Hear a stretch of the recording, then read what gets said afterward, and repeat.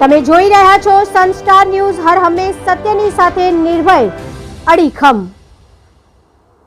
અમદાવાદના વિરાટનગરમાં બિલ્ડરની હત્યા, કારમાંથી મળ્યો બિલ્ડરનો હત્યા કરાયેલ મૃતદેહ. પોલીસના ઉચ્ચ અધિકારીઓનો કાફલો ઘટના સ્થળે. તીક્ષ્ણ હથિયારના ઘા મારી બિલ્ડરની કરાઈ હત્યા.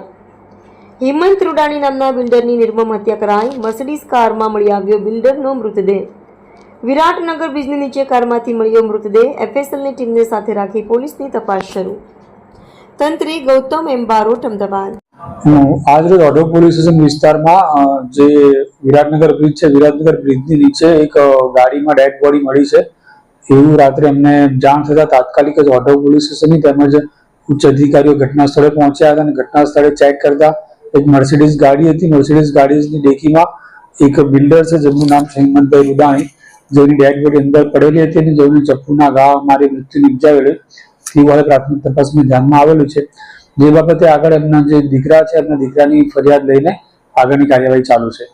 સર, જે ધવલ મૃતકના દીકરા છે એમની સાથે કોઈ કન્સ્ટ્રક્શનમાં અંગોની કોઈ અદાવત પ્રાથમિક તપાસમાં આવ્યું છે? હાલમાં એ લોકોની કેટલી કન્સ્ટ્રક્શન સાઇટ ચાલે છે, એ લોકોની કોની જોડે વિવાદ હતો, શું હતો શું નહીં, તમામ એંગલથી પોલીસ તપાસ કરી રહી છે અને તપાસના આધારે જે પણ સસ્પેક્ટ લાગશે, સસ્પેક્ટ લોકોની પણ પોલીસ અત્યારે પૂછપરછ કરી રહી છે, જેથી ગુનાનું કોણ અંજામ આપે છે તેના મૂળ સુધી પહોંચી શકાય.